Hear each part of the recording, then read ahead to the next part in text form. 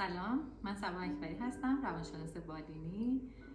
تو شهر مسقط جدیدن یه کار خیلی جالب و قشنگی شروع کردیم.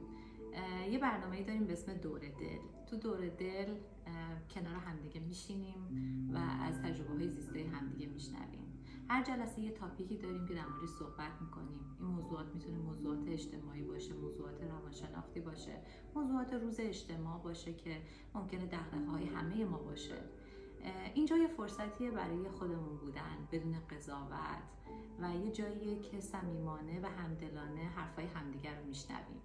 تجربه قشنگیه. همه جای دنیا این تجربه های مرسوم و معمولیه که آدم ها از به اشتراک گذاشتن حسهاشون و همدیگه و در یک جمع صمیمی واهمه‌ای ندارن.